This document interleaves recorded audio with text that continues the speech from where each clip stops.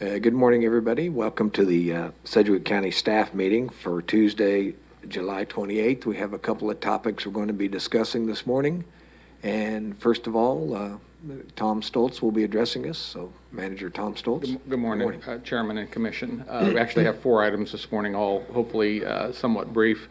I'll start off the morning by just taking us on a quick tour of the dashboard, of the COVID dashboard.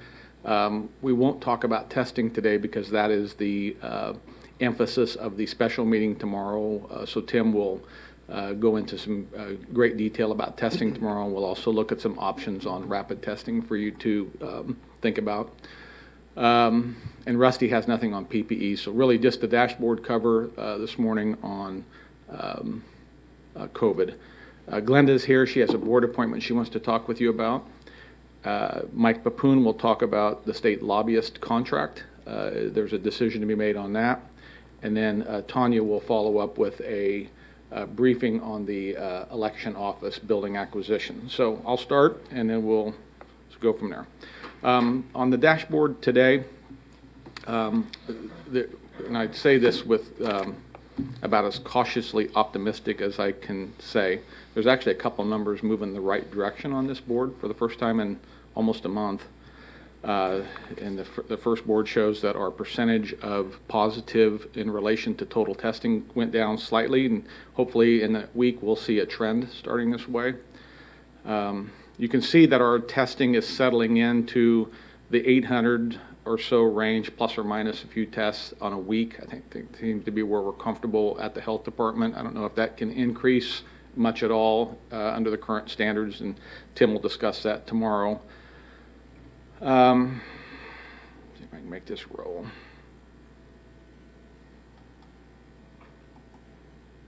This is our hospital data for the week. We had a meeting yesterday. And you can see the numbers speak for themselves. This is not unusual. Even when our infection numbers as a community may go down a little bit, our hospital numbers may lag slightly. So we had slight increases on COVID positive patients, one more in ICU than compared to last week. Our number of beds went down slightly because the total ICU population went up slightly in the hospitals. In the discussion with the hospitals yesterday, and Commissioner Cruz was on this as well, so she can chime in. From a staffing perspective, they seem to be doing okay. The Wesley staff people talked about bringing in traveling nurses. So from a nursing and a staffing perspective, both hospitals seem to be in a pretty good place. No crisis there. But both hospitals, of course, are still concerned with numbers. Commissioner, is there anything you can think of on that conversation that we talked about that I should mention here? Just that the VA had 4 in their hospital for the first time ever. Right. The VA has pretty much been at 0 throughout this process, and they had 4, 2 on vent and 2 in, or all 4 basically in ICU. So they actually had numbers for the first time. So. And those are not reflected here. That's correct. This number is only the Wesley Via Christi Public Hospital grouping. That's correct. Go to the next. This is you can see a flattening at the top of the new cases. We've had a lot of discussions in the staff regarding the recovery numbers, and actually have had some discussion about just removing the recovery numbers for a couple reasons. First of all, we're far enough in now that I'm not sure it's germane anymore. I don't know if it does us any good from a policy perspective to keep these numbers up there. And secondly, there's a lag. Our staff is quite busy now just handling recontacts of positive and negative cases. And so these numbers, these recovery numbers, depend on a telephone call going to people who have had positive cases, and it's quite possible there's a lag in that. So theoretically, these numbers ought to be running closer to parallel, and over time they might. It's just a question of whether it does you any value. I've had a mixed results from citizens on this.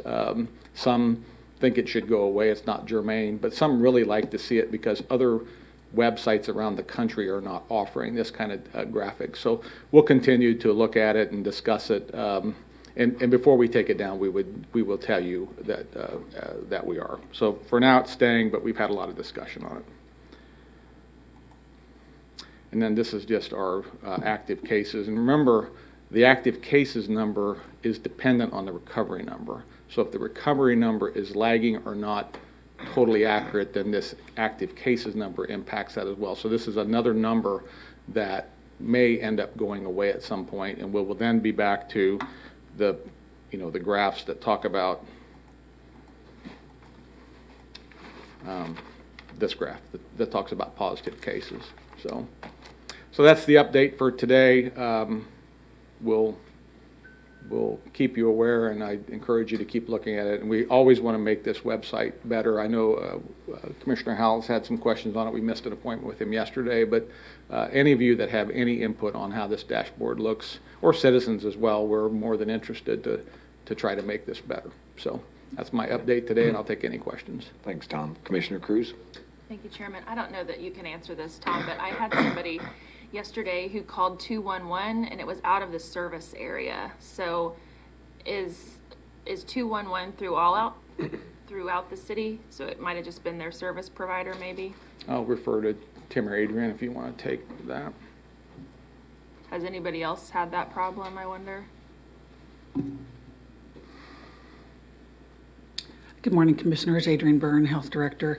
It was out of service, or they were out of the, or they were out of Sedgwick. Sedgwick? And it wouldn't work. We have had a couple other calls with that, and they said they were working on it. So I'm not quite sure what is going on there. Okay.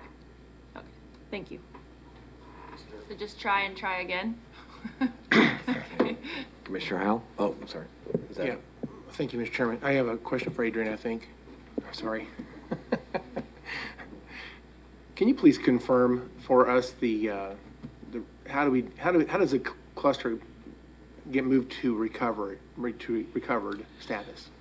When the last case, when it's 2 incubation periods after the last person has recovered, so 28 days after the last person has recovered. So, for example, I haven't looked at the data in the last day or so for clusters. I've looked at a lot of other data here, but for the clusters, I've not looked at the data for a couple of days on clusters. I don't know if Lansing is still shown on there, but it was on there last time I checked a couple of days ago, showing 50 cases still. But that's been on there since May the 14th. So it's been a couple of months at least. Well, there have been other cases since the cluster. There have been other cases. But that, again, so that keeps the entire number on our chart. Is that It correct? does. It does. It remains active until those 2 incubation periods after the last person recovered. Okay. And an incubation period is defined in this case as 14 days? Yes. So it's 28 days, okay.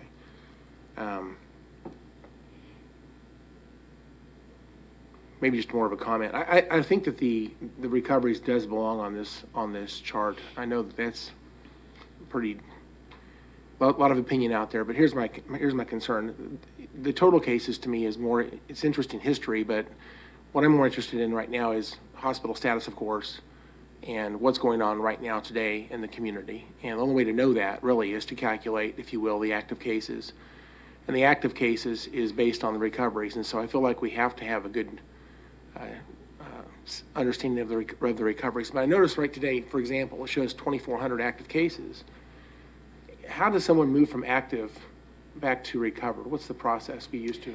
When they have fully recovered, and that's going to be lagging because of the overwhelming amount of cases that we have had in the last month, and it's still taking a while to hire disease investigators. So our disease investigators are overwhelmed and focusing on contacting new cases just to get them squared away. So there are people that have gone beyond their 10 days, and whenever we contact someone, we talk with them about what recovery is in regards to a minimum of 10 days or 72 hours fever and symptom free without medication, so that they know. And our goal and what we do with any other disease besides COVID, and that we'd like to do with COVID, but too many cases at this point, is that we maintain contact with them at least every other day, just checking on their symptoms.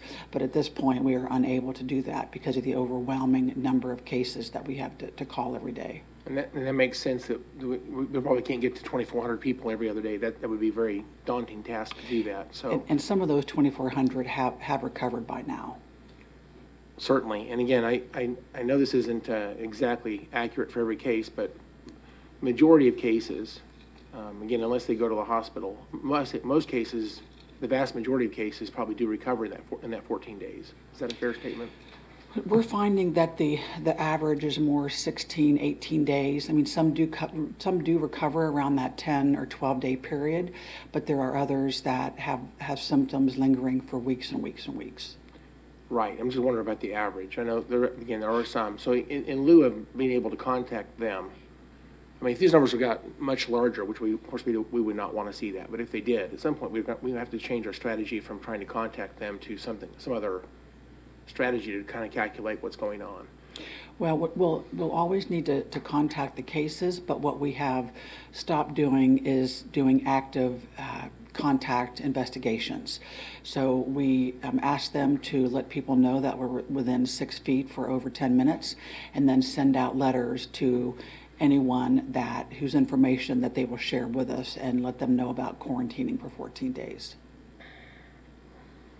And it's also noteworthy. Again, I think I knew this, but I didn't realize it as much as I do now. But we go back. Well, first of all, when you log someone into this data, it's based on their test date. Is that correct? We have, yes, test date. So if someone had symptoms for 2-3 days before they got tested, let's say they had symptoms for a day or two, and they called 211, and they scheduled an appointment. Maybe another day or so after that, they get tested, and then in a good day, 3 days later, they get results back. So it's still going to be close to a week from symptom onset until they have results until they have the results back that they were positive. And a lot of people, again, CDC says 10 days after symptoms onset is one of the criteria. So some people would be recovered in just a few days after that. And some people actually, results are lagging on their test, and they would actually recover before they even get the results back, which is frustrating for many people in the community. And we've talked about this before, which is why we need more rapid testing. Because for the testing to be valuable, we have to get the results back while someone can still change their behaviors based on that data. But They would know to be isolating, because when someone is tested and they're symptomatic, they are given information about the importance of staying isolated for a minimum of 10 days or until they're recovered. some people, of course, don't have, symptoms that, we moved away from symptomatic testing. We've done that intentionally, but for a while there, we did have asymptomatic testing going on, and so I think it was less likely people would isolate, waiting for the results in that situation. Anyway, what I realized, though, is that we're going back to the test date, and we're updating this data as many as 40 days ago. And I'm looking at that data. I take, if you will, a snapshot of all the data that's available, and I look at it the next day or next couple of days, and I can see data go back as many as 40 days ago has been edited and changed in that history in terms of positive cases, negative cases, recoveries, active cases. All that's changing as many as 40 days ago.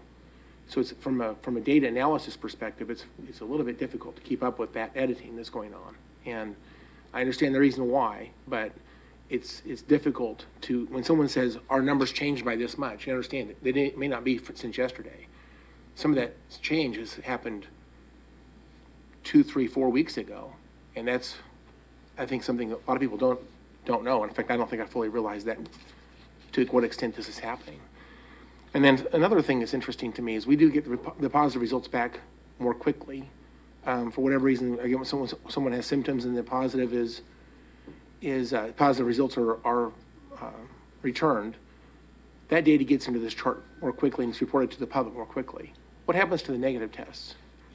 The struggle with the system, which is the EpiTrack system, which is the state case management system, is it is really focused on cases, and they are more easily identified. So when someone is a negative, it's not as easy to just go in and find them, and so we wait another day for them to send us the paper copy so that we can then contact them then.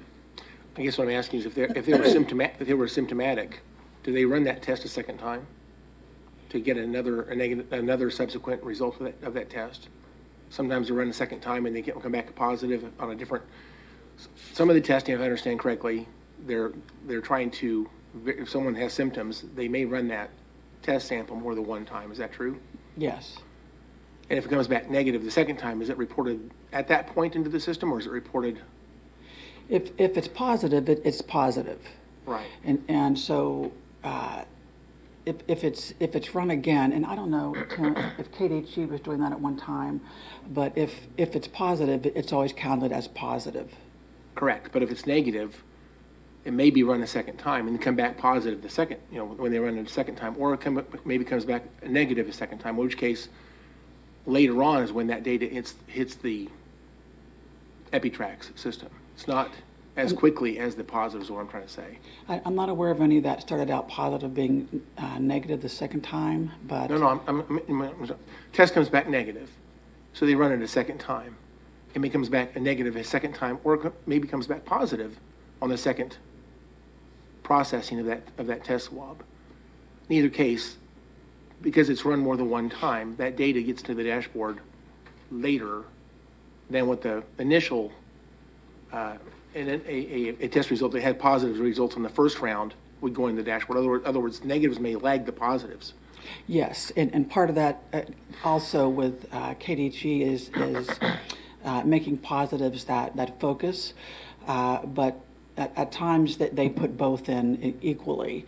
And again, part of it is the system is not set up to really focus on negatives. It's a case management. So that extra day is in there to wait for the paper copy for us to receive that by fax. So we have all that information where the cases stand out, but the negatives don't necessarily.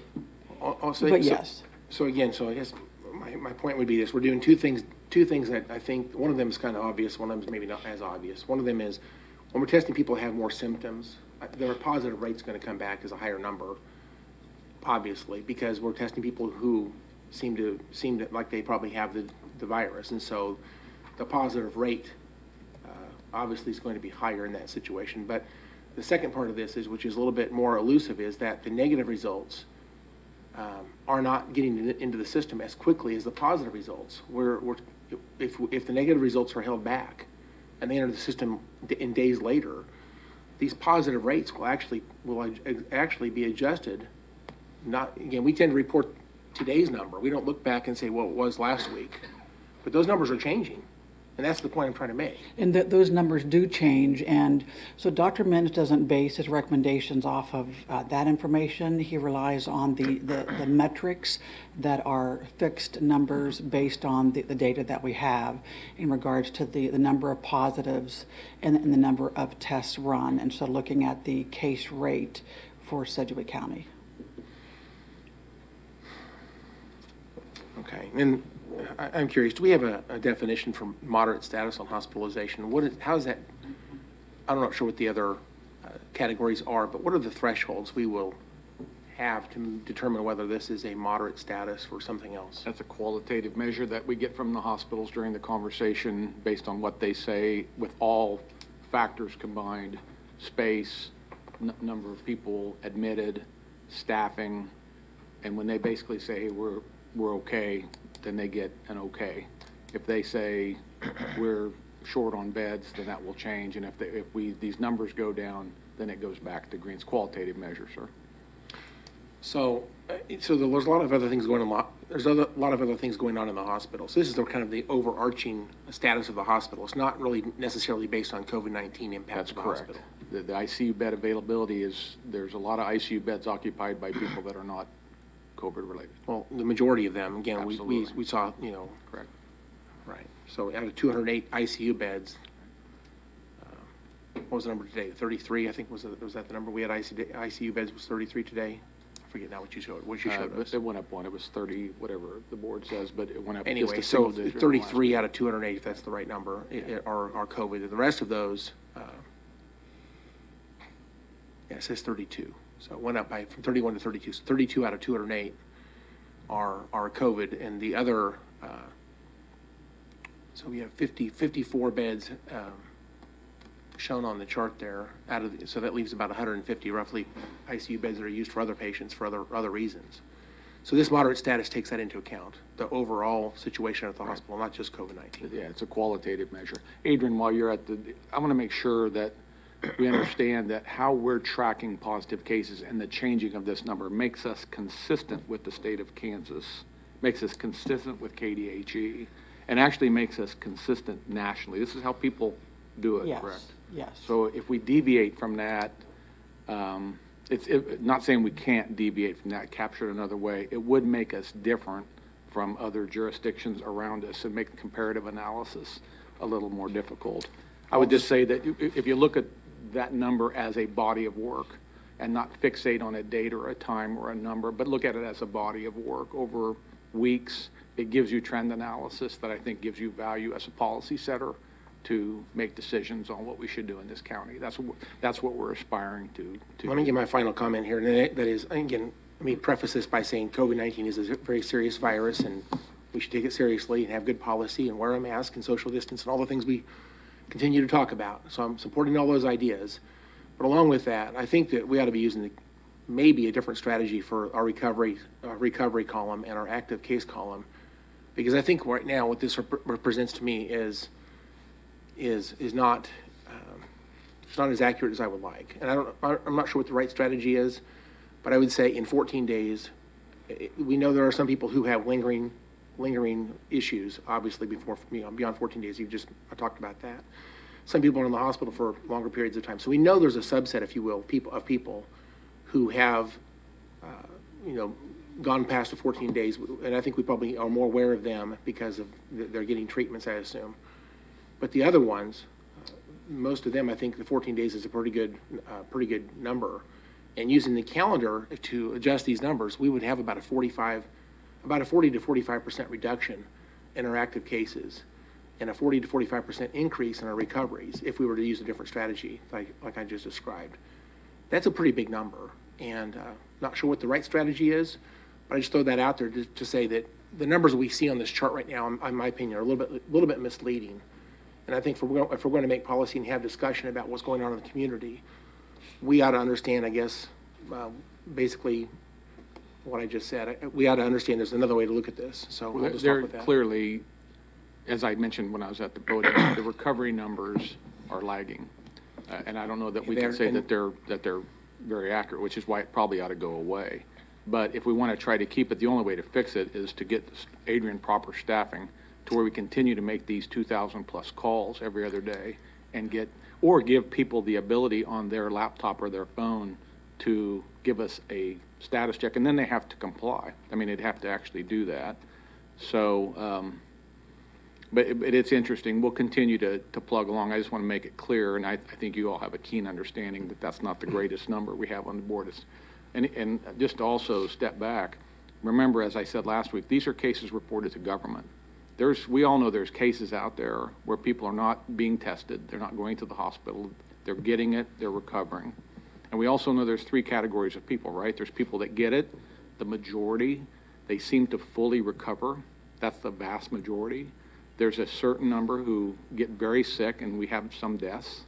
And then there's a pocket in between of people that get it and then continue to have residual conditions. And that's what I don't know, we'd probably need Dr. Mintz to talk about that. We really don't have our finger on yet. And those are what makes this recovery time seem to be a little bit longer for a certain pocket of those people. So, I mean, that's just the reality of the virus. But the older it gets and the longer we get into this, the better we'll get at it. Well, I guess my concern is that what we see in the news media is we're talking about active cases is in the news everywhere. And again, if that number is off by 800 cases, roughly, that's a problem. But we know And the recoveries are maybe off by 800 cases, and then the hospitalization status, we've kind of moved away from talking about hospitalization status. Thankfully, it's back on the chart again. But we're still having trouble getting, crisp dynamic data out of the hospitals. I know they've given us, if you will, one number, 208 beds, ICU beds between the two hospitals. And we see right now a number to compare that with. But we still don't know how many beds they have total. We don't know how many respirators they have total, what their usage rate is. And when we start making policy choices, and these numbers spur us, if you will, to discussion and policy creation. If we're looking at numbers on this chart that are not quite right, not quite accurate, then I think we at least ought to have awareness of that. And let me just say also, in my own defense, a couple weeks ago, I talked about my frustration not being able to get the data, the details off this chart. I come to find out, and I think you ought to have a note on here somewhere that says the browser makes a difference. Mm-hmm. I've learned over the last 6 years to use Internet Explorer for Sedgwick County mostly because most of our stuff works better there. But in this particular case, Chrome actually allows you to get the details, whereas Internet Explorer doesn't let you get the details. It's a technology difference between the different browsers. And so we ought to maybe put a note on there. It's because right it is there. I see it's on there now. Best viewed with Edge, Chrome, or Firefox. Thank you for someone putting that note on there. But that does make a difference, because if you're looking at this with the wrong browser, you will not get the details. So that was a frustration of mine. I appreciate that note up there, but I guess the public needs to be aware there is a difference in the browsers. So, Okay, thank you, thank you. Commissioner Cruz. Thank you. It also, just to talk about the browser for a second, it also has, before you click on it, whether you're going to view it from a mobile or from a desktop. So there's a difference there too. So a couple of things while we're on the dashboard. Has the hospital data ever been taken off? Because he mentioned it was taken off and then put back on. Is that true? We changed the hospital graphic 2 to 3 weeks ago, went away from the KDHE hospital data, went to our local county data that we get verbatim from the hospitals. So we in didn't New London. actually take it off. We just changed how it was Correct. viewed. Right. Okay, so it's always been there. Correct. Okay. The negative tests, being tested twice. Do you have any Commissioner Howell, do you have anything that you could send me to talk about negative tests being tested twice? Where did you get that info? No, I'm asking you. It's what I was told by staff. So I'm just relying on what I've been hearing from other people. There are people that get tested more than once, and there may be a lab that run the tests more than once, but most of the labs are running it once outside of people wanting to get tested more than one time, and there are people that get tested several times. Right, but they don't run the same test if it's negative subsequent times. Negatives, no. Right. Okay, well, If they're symptomatic. If someone's symptomatic and they have a nasal swab test and it comes back negative, do they sometimes run that swab through a secondary process? I'm not aware of that because the labs wouldn't know necessarily that the person was symptomatic, that they're getting the samples and then running them. so it would be two tests. You would get a test, it would be negative or positive. If it's negative, go on about your day. If you're feeling sick again, you go get another test. So it's not the same test they're testing twice. Is that correct? I don't believe so, but I remember reading something about there being a lab. Tim, is that familiar with you at all? That might have tested. I just want to make sure that we're twice. putting out accurate information about how the tests are conducted, why it's taking so long. I think can that's address that. that's important. Generally, they're only going to test a sample one time. One There may time. be some very unique circumstances, small labs or labs with very small volume that may test a sample more than once. But the circumstances that the labs are facing right now, they're trying to do everything as quickly as they possibly can, and so they're only testing once. So when it comes to like batch testing, if they get a positive in the batch, then they'll go back and retest them all. But that's the only instance in the case that I have known about that they would be testing a negative on its own again to see if it's a positive. Okay. I would agree with you, particularly the type of tests that we're running. There are a gamut of tests. There are all sorts of, there are antigen tests, there are antibody tests, there are the PCR tests that we use. Generally with the PCR tests, they're going to test that sample one time, unless they're in a situation where they're doing pool testing, which we've talked about. Very rarely done right now in major significant labs, but there may be a few small ones that are doing that. Okay. And then there was one final thing that Commissioner Howe mentioned was we're changing data from 40 days ago. What is that? I saw a report last night and questioned whether it was, there was a footnote that said that some of the calls were like from 30-plus days ago. And my question to staff last night was that a carryover from the week before? Because that would be very unusual. But you asked about tests taking a long time to come back. At this point, the bottleneck wouldn't be in the labs. Hold on. Before you Okay. get to that, though. Okay. We are not, or we are, I want to be real clear about the data that's up here. We're not going in and changing it 40 days ago. The only reason that data is changed is if it's coming in, when it comes in from labs. And some labs may still be 2 weeks behind. I question the 40, but I believe I know what Commissioner Howe is referring to. Okay, so if someone got a test and it's taken 2 weeks to get back, the date that it was tested is when we're going to go back and say that it was positive? Do you see what I'm saying? So they got Yes. tested on, It is by test date. okay, so that's when we would go back. We would change the data from when their test date was, even if we received the results 2 weeks later. Yes, Okay. by test date. Okay, so, but we're not gonna be changing it. I mean, we don't get any tests 40 days out. Well, again, and I'm aware of what information Commissioner Howe is referring to that I asked about last night, because I think it might have been a carryover, a footnote that was a carryover from last week, because we know that there are still some labs, although 30 days is a long time out, so I'm again requesting information on that. We are seeing 2 weeks out from labs. Now, we've stopped, as I think I mentioned last week, or Tim did, that we have discontinued using those labs that are just so overrun that they just simply can't keep up, and are using a couple labs and starting with a third lab that are getting results back in 72 plus hours. So the bottleneck at this point is with us, the health department, having adequate staff to be able to call people in a timely manner. Although we brought in 3 or 5 additional temporary staff this week just to focus on negatives, because I know that if someone's a negative, they want to know as much as someone that's a positive. And the good thing about that is they are quarantined or isolated either way, but there's that anxiety waiting for that information. People also may not receive the information because we have called, we have a new table that shows how many people we've contacted and how many we haven't, and out of that group of people that we haven't actually talked with, there's a subset that we've called and left information with, please call the health department, and that they have not called back. So they're lumped into a group of no contact because we haven't had actual phone contact, but have left messages. So the people that you are in need of to help with this effort how do they apply? Are you needing people to get on the phone and call folks? Is that? Well, right now, we're in a pretty good place with the negatives. It's the disease investigators that are taking a little bit longer to get in. We have 2 more starting next Monday. What kind of training do they have to have for that?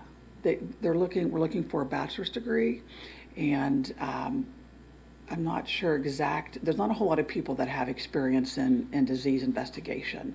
So I'll send you, I'm not sure offhand what the experience is that we're looking for there at that, but we're looking for people with a bachelor's degree. Okay. Commissioners, because we're going to be revisiting the testing discussion tomorrow, let me get you data on number changes and really drill into it after the discussion today, get you a response on that tomorrow. And then we'll come back tomorrow also with exact position analysis of what Adrian's needing and what she has so far and what she's aspiring to get in the future. So let us come back with a more thorough report on that tomorrow. Okay. Commissioner Howell? So to clarify 2 points, number one, I've spent quite a bit of time in the last week getting the data out of our dashboard. And so I wrote every single data point down, going back to the very beginning. And then I went back in the next day, and I actually witnessed myself, going back 28 days, numbers changing. I talked to someone on the outside that's been doing this for a while. They said they've seen numbers they see numbers change going back as many as 40 days. That was maybe the high mark. It's not probably typical to go back 40 days and see changes, but at least that happened at least one time. I saw in the last couple of days changes as far as back as 28 days ago. So whether we like it or not, that's the reality. That's what's really going on. And second of all, I think that the secondary testing, I think it's coming from one or two places. And I've talked with people who have told me that the Abbott test, because there's a high rate of false negatives, that they will run them a second time if they come back with symptomatic testing. You know, the rapid results of that test may show negative, but they're concerned that maybe they really are positive, so they'll run that test a secondary process. They'll send it in more of a more normal process. The second issue was the hospitals, I think, are doing the same thing. They try to do, if you will, a check on people as they come into the hospital. But if someone has symptoms, that check may show up negative, but they'll run that test a second time. And maybe it's a secondary test. I don't know exactly how they're doing that. But I've talked to people who were in the hospital who said they had been tested once, and the initial results were negative, and they got, I guess, other results later on. So I talked with someone who's very good at data, and they sent me information that said that for whatever reason, the negative results don't get into the dashboard as quickly as the positive results do. And that's the concern. We're talking about, you know, positive rate has been a big discussion in the community. And if the negative test results don't get in the dashboard as quickly as the positives, it's a factor we just need to understand. That's really my only point for bringing this up. And again, I'm getting the data, so I will go back for a number of days, and I will find out whether or not the negative rates are lagging the positive rates, or if they change more dynamically going back a number of weeks. I'll find that out, and I'll be able to report that back to anybody who's interested. But as of right now, I am just seeing that the numbers are changing, and that's really my biggest concern. Thank you. And I will say that we're working on making the matrix, putting the matrix in a more visible area, because it's very difficult to find those recovery matrix. And that is what, again, Dr. Mind focuses on, because it has hospital rate and case rate in Sedgwick County. And, you know, those rates they only change as the data changes. So we report on those on a weekly basis, and those numbers are key in helping make decisions from week to week. So we are working, because that's buried in there. So we're working on making those more visible, so that people are able to find that and look at that data. Okay, thank you. Let's move to the next item, please. Okay,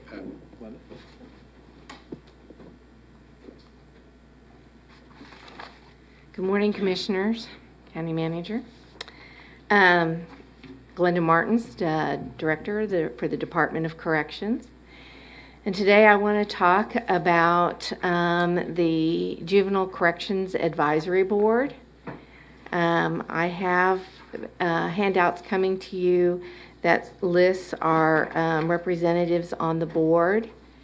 And I have right now 3 positions that need to be filled.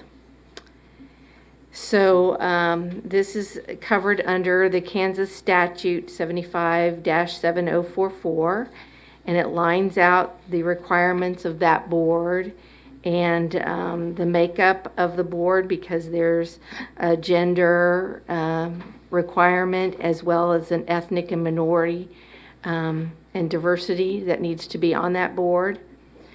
I had 10 applications to be on that board, which is quite a lot. I've never had that many applications. And I come today to sort of make my recommendations to you. While I was interviewing the board members, Dan Soliday was a board member, and his position expiration date was 6/30/20, and he applied again for the board, but during our interview he indicated he wanted to resign. He was leaving Big Brothers and Big Sisters and wanted to go ahead and resign his position, so that was why we have 3.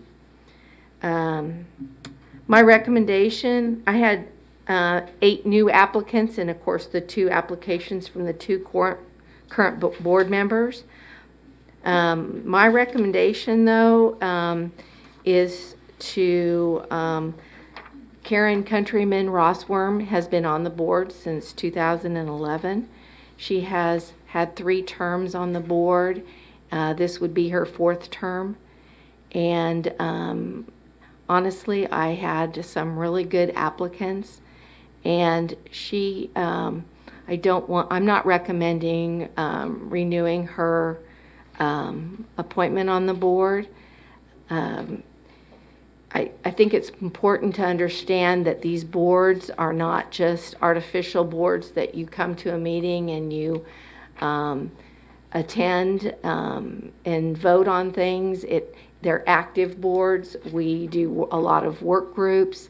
There's a lot of work that goes into looking at how we're doing our business and what makes sense in our community. And right now, the Juvenile Corrections Advisory Board has some grant funding money that they need to work on for a summit possibly next year. And it takes a good deal of participation. Karen has not always been the best at her attendance and being reliable to show up for some of our work groups. So I am not recommending her, and of course it is up to you to decide if you want to put her on the board and reinstate her.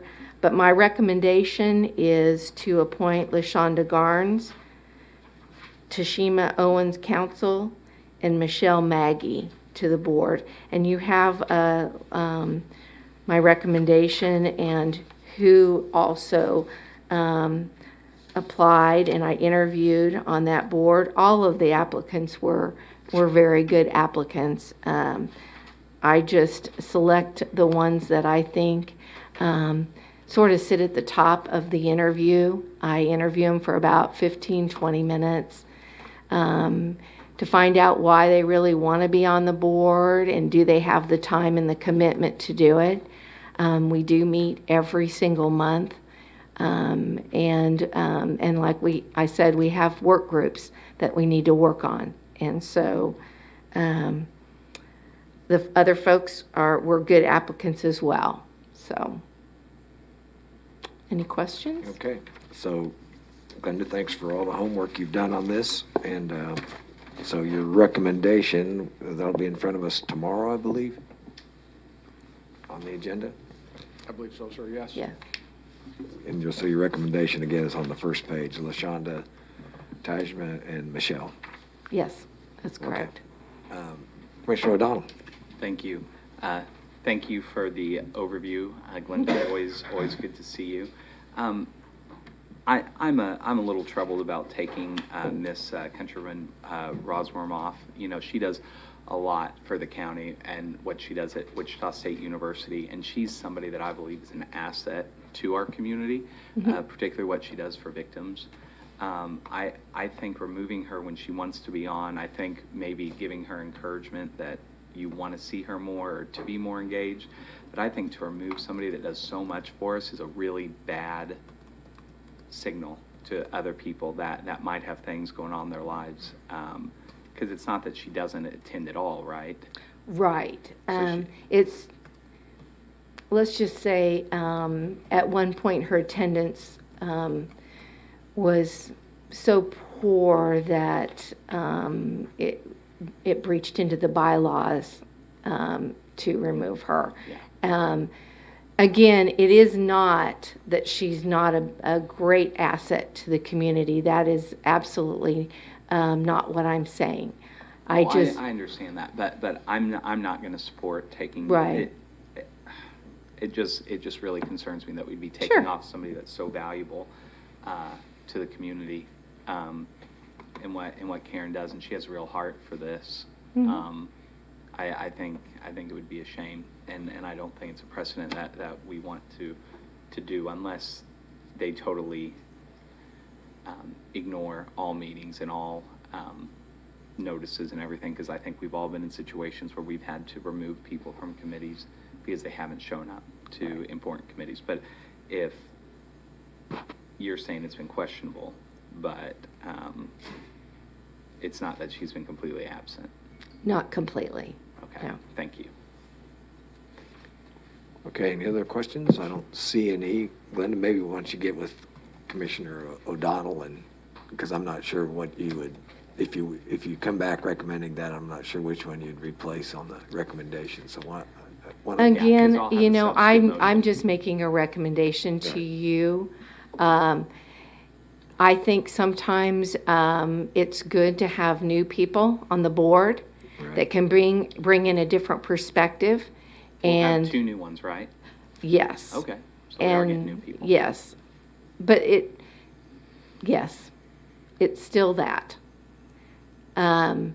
I think that one of the probably for me, and I'm going to be very frank and honest, it's very important to, if you're going to say you're going to show up to a work group, that you show up, because having 1 or 2 board members is not going to get the job done. And that's a struggle that we have. And so I really want board members that are committed, that really want to be there. And because connecting to the community is so, so important. And you can't just say it, you have to do it. So, Okay. Chairman, just a Thanks, Ian. correction also, it is not on the agenda for tomorrow. We wanted to give the commission a chance to Okay. digest it. It'll be on for August 12th. Oh, okay. All right. Thank you. Then we've got a little time. Okay. Okay, Thank thank you you. very much, Glenda. Thanks for all you do. Okay, next up, Mr. Papoon, I believe.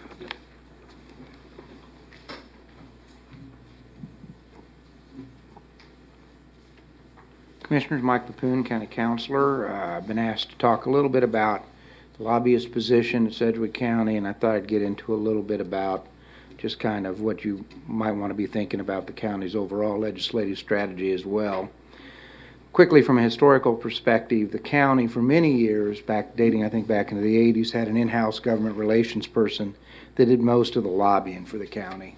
I know some of you might know some of these people, but I know Willie Martin did it for a long time, Marcy Hess, I did it for 5 years, Andy Schlapp did it after me, Marv Duncan, Christy Zukovich. I'll discuss briefly some of the pros and cons of having an in-house government relation lobbyist. Some of the pros is you have somebody that's working entirely 100% of the time for you, no conflicts of interest of any sort, and obviously these people are readily accessible. Some of the cons relating to having just an in-person or hiring an in-person lobbyist is that these people are very difficult to find. First of all, to find somebody with the expertise and the connections that many contract lobbyists have. I know that when I was a lobbyist in Topeka, I found that my influence primarily extended to our delegation. People in northeast Kansas and western Kansas weren't that particularly interested in talking to a Sedgwick County lobbyist. A lobbyist, in-house lobbyist can be expensive. I was living most of my session up in Topeka. You have housing expenses, per diem expenses. This can be quite a bit when, if you have a contract lobbyist, obviously you're sharing these expenses with all their other clients. And many contract lobbyists, such as Jason Watkins, and almost all the ones we might be talking about today, have a large staff that can cover multiple meetings.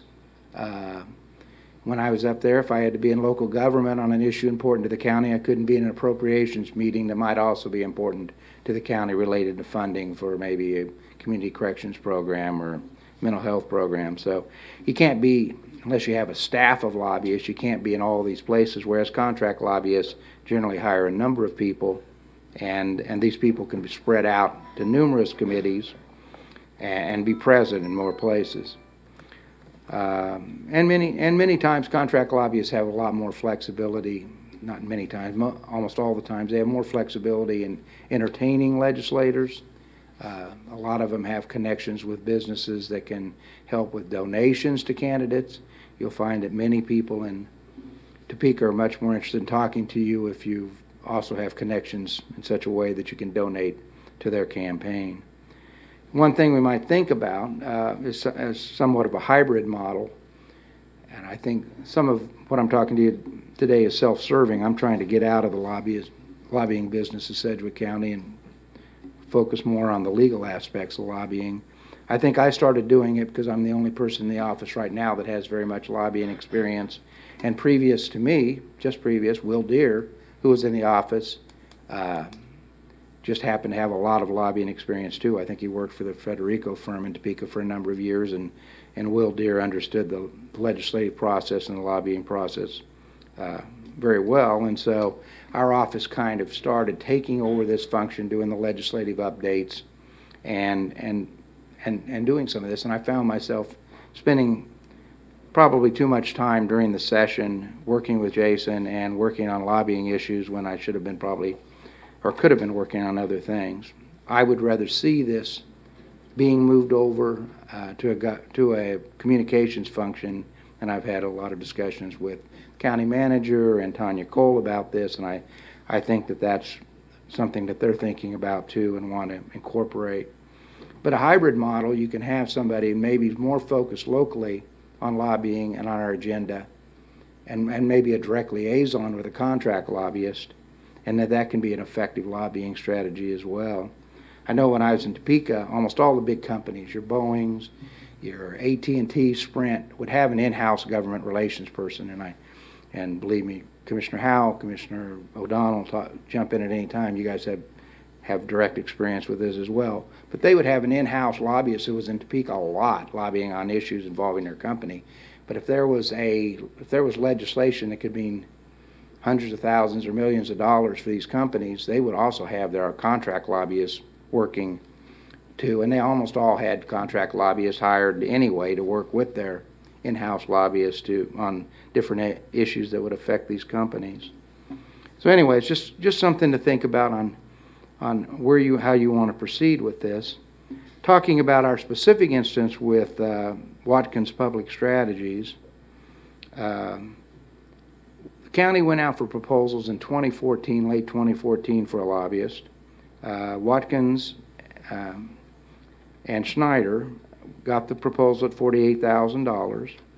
They entered into an agreement in 2015. There's a one-year agreement for that legislative session with two options to renew. They exercised, I believe, both options to renew, and in 2018, the First Amendment to that agreement was approved. And the first agreement was, again, a one-year agreement with two option years, one-year option years.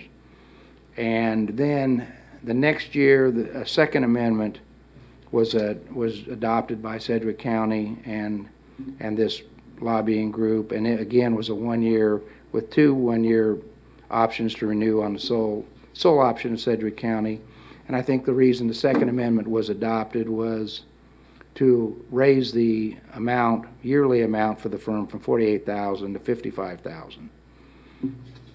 I've had an opportunity to check around a little bit with some of our other partners and peer organizations, and it's interesting too. Sedgwick County for many years had an in-house lobbyist. City of Wichita did the same thing for many years. Now they're using a contract lobbyist. Mike Taylor did it for a number of years. I know Dale Goder did it toward the end of the years. They had various people, including Scott Schneider, in between. I know Johnson County would hire an employee lobbyist. When I was in Topeka, USD 259 used, her name's it'll come to me in a second, but they had it for many years. USD 259 had their in-house lobbyist doing work. All of these organizations have now gone to a contract lobbyist. USD 259 is using Capital Consultants, I think. It's basically John Peterson's group up there. In particular, they're using a lobbyist with them, Bill Brady, who used to be a legislator and does a lot of school issues. USD 259 is paying around $74,000 a year for this lobbying firm. City of Wichita is using Carpenter and Bright as their lobbyists. I was told that they're now paying them just a shade under $60,000 for their lobbying work. I think the chairman and I were actually on a RFP committee, or proposal committee, when we chose the city lobbyists, both federal and state lobbyists, and we looked at many of these same groups that I'm talking about this morning, and when we ended up choosing Natalie Bright and Carpenter on that, and they're still doing the lobbying work for the city. And Johnson County is using the Federico law firm out of Topeka, and I believe they're paying them around $65,000 a year plus $2,000 a year in expenses. So all of these different organizations now are using the contract lobbying. We went through the latest Second Amendment to Watkins Strategies contract, went through the original term. We exercised the one-year option last year. We're now in a position to look at whether or not we want to exercise the second year of the option of that contract. And that's essentially what's before you this morning, to consider and discuss. Should we go ahead, and probably should no later than around October 1st, let Mr. Watkins know if he's going to have the contract again for the 2021 legislative session. Or we probably need to let purchasing know we need to go out for an RFP to get a new lobbying firm for this session. I will say in all the other entities I've contacted, Johnson County, City of Wichita, USD 259, none of them, with all the other things going on right now, are looking at changing lobbyists. Anyway, I'll be happy to answer any questions, and that's essentially where we were, and looking, I don't know if I have any specific recommendation, but I'll say from my personal experience, Jason's been wonderful to work with. He's been very responsive to any time I've ever had to get in touch with him, and I think he's been successful in what he's been doing from my perspective. But Thank you, I will Mike, yield to you guys. Thanks for the history as well for us. Commissioner Howell? Thank you, Mr. Chairman. So just curiously, are you asking just for consensus today? I'm sorry. Actually, asking for just for consensus today, or what are you wanting us to do exactly? I think just general consensus is probably, I would think that if the general consensus of the board is to continue with Watkins Strategies, then I will prepare a document for the consent agenda, which we would be renewing his contract for the second option year. Well, I'll just say, again, being a former legislator, there's a lot of things we can see what they do. There's a lot of things we cannot see what they do. They have unseen efforts that are going on in offices, the relationships that they develop over the session, and they're very bipartisan. They've got staff that deals with both sides of the aisle, and they're very effective. I say out of all of the lobbyists up in Topeka, there's a handful that I would say are extremely effective, and Jason Watkins and his firm is one of those very few I consider to be very effective. I was there when the county did not have a contract lobbyist, and we used our own staff, and no offense to the county, but I don't think the county was very effective back in that day getting their ideas moved forward. One thing I've noted in the last couple of years, especially since Jason's been part of our team, is that the county really has been extremely effective. Last time we identified 5 things we wanted to accomplish on our legislative platform. We got 4 of them done. That's 80%. That is unheard of amongst municipalities and other places of the state. So we're blessed, in my opinion, to have Jason represent the county, and he's effective in ways we probably cannot pinpoint exactly how he does it, but he's extremely good, and he has relationships with, I think, every single legislator that's up there, not just Jason but his staff, and so I think he's excellent. I think that this is a bargain for the county. On top of that, in terms of the hybrid model, I know that all of the commissioners have traveled up there on issues. Senate Bill 130 is a good example. I know our manager's been up there. Mike, you've been up there last year or two, lobbying on some of our issues personally. And I think it's fine for us to have staff there on issues that we care about. I know that the sheriff has been up there, the DA's been up there on bills that they track.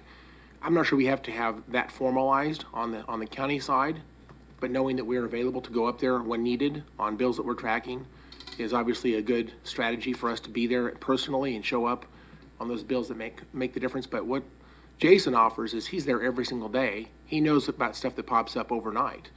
And there's times we can't possibly respond. And sometimes we've actually sent in testimony and he hand delivers it to the right place, literally in minutes from when something is discovered. There's something moving up in the Topeka under the dome. He's right there to respond to that. So having someone with his expertise there to do this is invaluable to the county. I think we ought to continue this, and my opinion is he's one of the most effective most effective lobbyists I know up there. Thank you. Okay, Commissioner O'Donnell? Thank you. Thank you, Mr. Brooklyn. Yeah, I echo the sentiments of Commissioner Howell. One of the things that is so valuable about Jason Watkins is that, sorry, I saw Tony telling me my microphone was off. But one of the things I appreciate most about Jason is his willingness to work with us throughout the year. I know there's been countless times that Chairman Meitzer and I have called him throughout the year, and he's helped the county on other issues that might have to do with government, but not exactly to do with legislation, but working with the cabinet secretaries and administration on issues. So yeah, he's outstanding, and Jessica, his chief deputy, is really great too, and I think she brings a lot of bipartisan credibility as well. So thank you, Mr. Chair. Okay, Commissioner Dennis? Thank you, Mr. Chairman. I appreciate it. I support continuing with Mr. Watkins as our lobbyist. When I was chairman, I worked with him very closely. He worked a number of issues, as Commissioner Howell said, that got our legislative agenda through. This past year was a strange year, but we had a couple important bills on track. And if we hadn't have been able to, or if we would have been able to continue the session, I am pretty sure that we would have gotten a couple critical things through this past year. So if we want a consensus, I certainly support continuing with our current lobbyist. Thank you. Okay. Commissioner Cruz, you have anything, or? I have no comment to make. Okay. Well, based on everything else going on, trying to redo this on another RFP would be something that if we can avoid it, it'd be fine. Jason's always his firm but Jason's been available to me, and he has a sense of timing and a sense of what do you think would work or not, and when would it work or not. So I'm very comfortable with renewing the final year of his contract for 2021. Okay. Okay. Thank you, sir. Thanks, Mike. Okay. Next up. Good morning, Tanya. Good morning, Chairman. All right, good morning, Chairman and Commissioners. Tanya Cole, Assistant County Manager. I'm here this morning to provide you with an update on the process of our county search for an elections office location.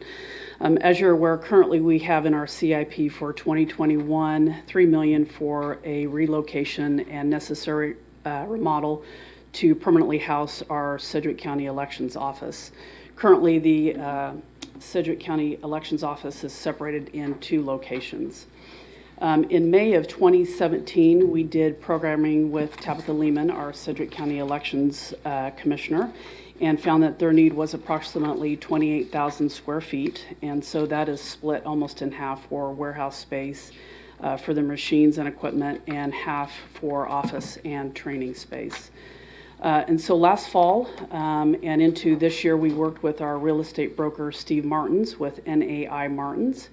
And Steve identified through current listings, as well as he sent out requests for properties, and identified 9 possible locations for our consideration that he felt best fit their criteria and parameters for the elections office.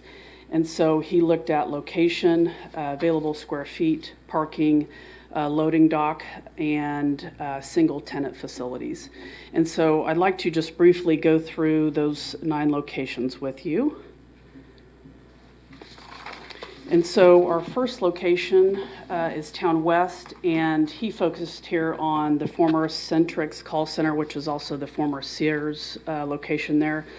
So that street address is 4600 West Kellogg. Available square feet, what he's referring to there again is the former Sears location, which is 32,000 square feet. This is a lease location, and parking there is ample.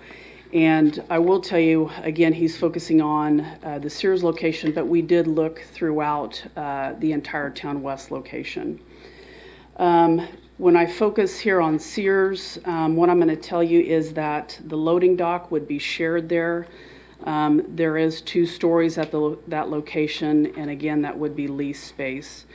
Tabitha also had some concerns about security at that location. Being that it does open into the entire mall space there.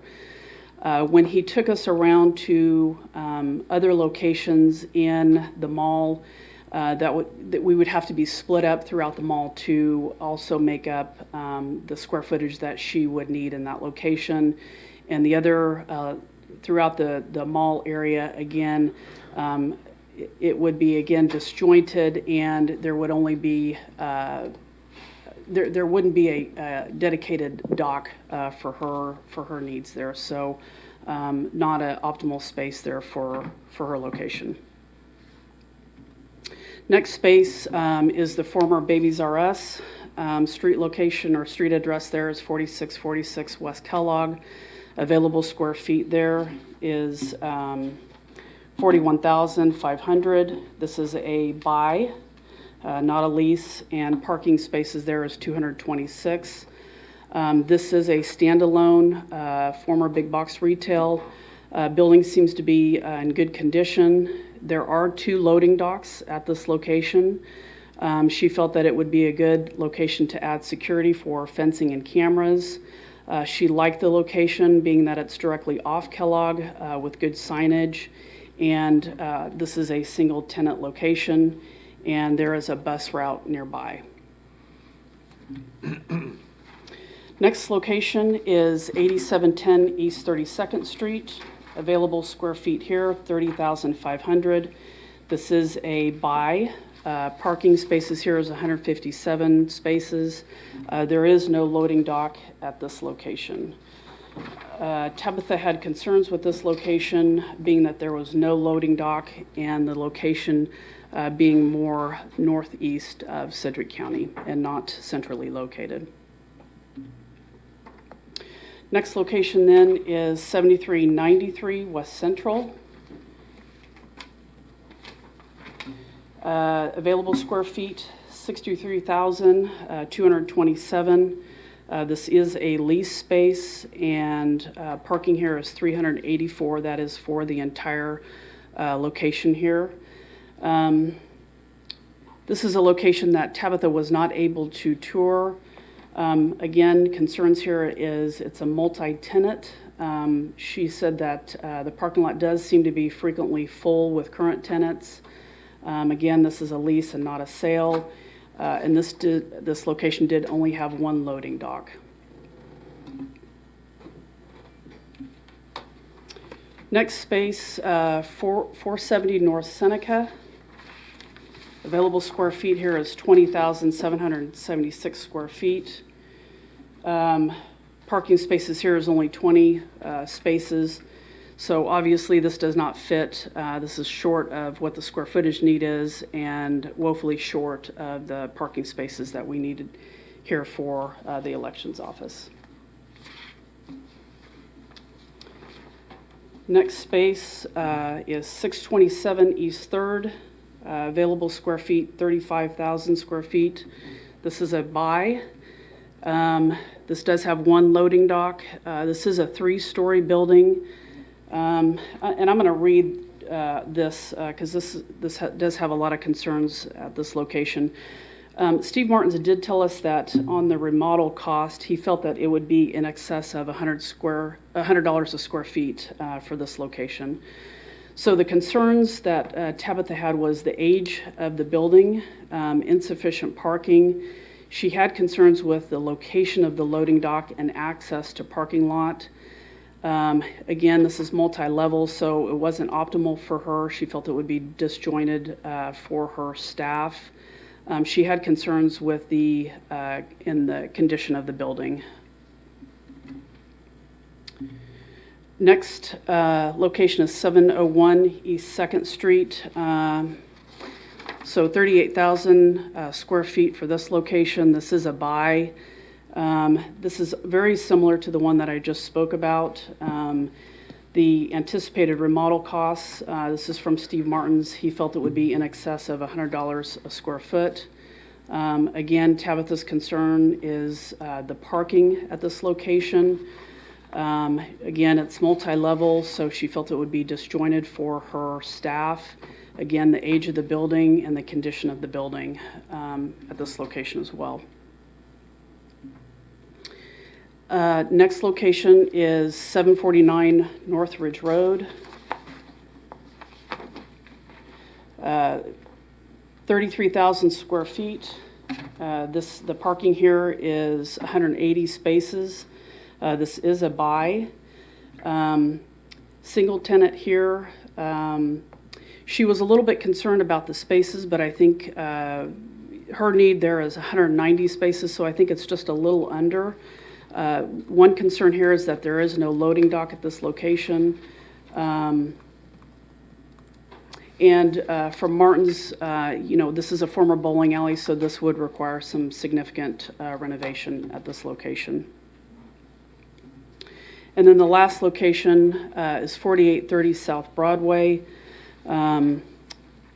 This is up to 70,000 square feet. So this is a multi-tenant building. This is a buyer lease, and so parking spaces here is 280 plus spaces. What they would offer us here is the middle portion of the building. We would have to separate the utilities and secure a loading dock, so we would not have a dedicated loading dock at this location. And I think that covers most everything at this location. So I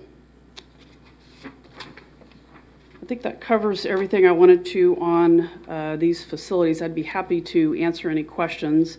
One other location that we did reach out to was Town East Sears, but there was no interest from the seller at that particular location for an elections facility. So just this last page here, this just goes over, everything that we looked at for as far as buildings, and then, the parameters of what we're looking at as far as square footage, whether it's a buyer lease, number of parking spaces, loading docks, as well as stories of the facilities, and whether it's a single tenant or multi-tenant facility. So again, I'd be happy to answer any questions that you may have on these facilities.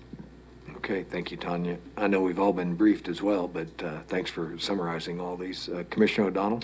Thank you, Tanya, and thank you for all your work on this. And I hate to throw a curveball because I was really sold on the Babies R Us idea right off of Kellogg, very easy access.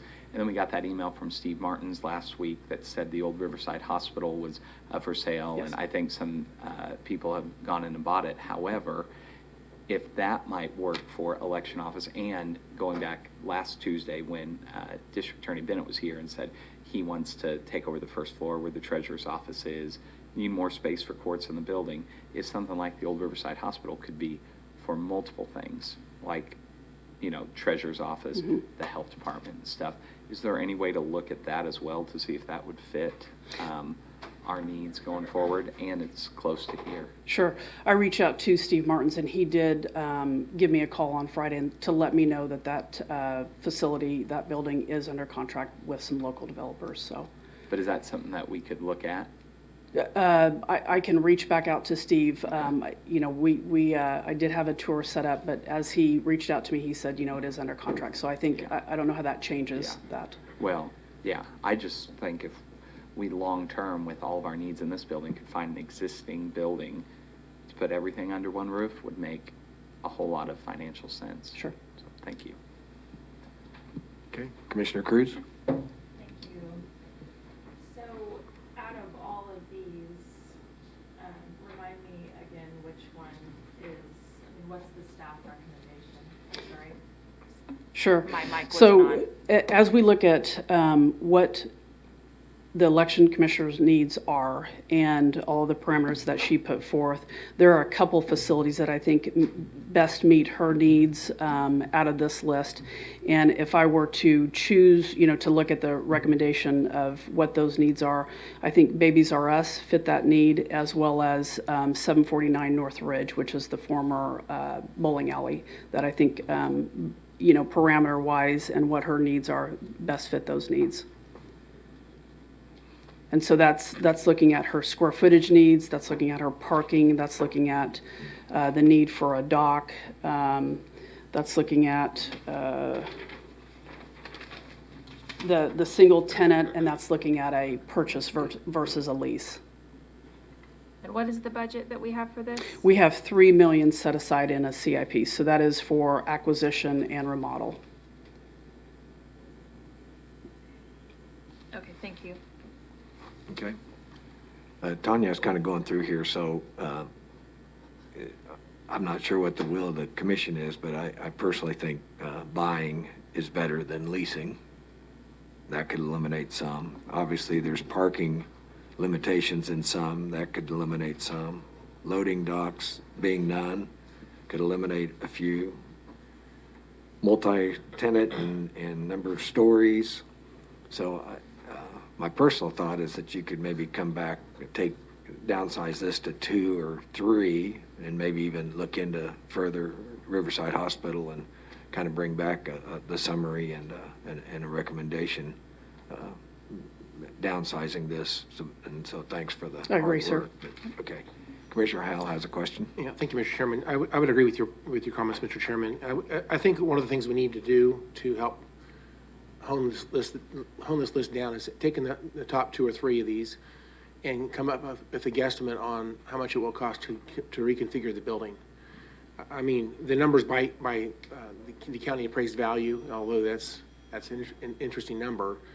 I think we need to have kind of a guess what this is going to cost taxpayers to get in the building with it reconfigured. So I know that's a very high level. I mean, it may not do the details in terms of exactly what that's going to take, but maybe just a cursory check. For example, on number 8, if you have to add a loading dock to that, I'm sure that can be done, but it's going to be fairly expensive to do that. But I think that that would be very helpful to have kind of an overall cost of each of the options. That maybe not all of them, but maybe the top 1 or 2 or 3 of those would be very, very helpful. Yes. Thank you. Tell me again, what was the, thank you, Commissioner Howell. What was the minimum square feet she needs? 28,000 square feet. Okay.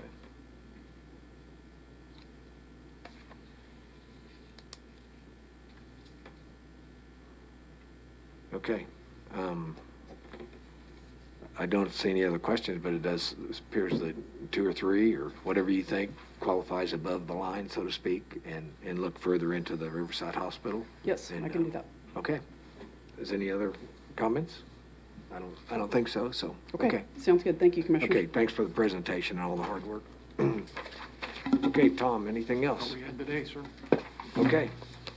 Commissioners, anything? If not, we will see everybody tomorrow at 9 o'clock. Thank you. We're adjourned.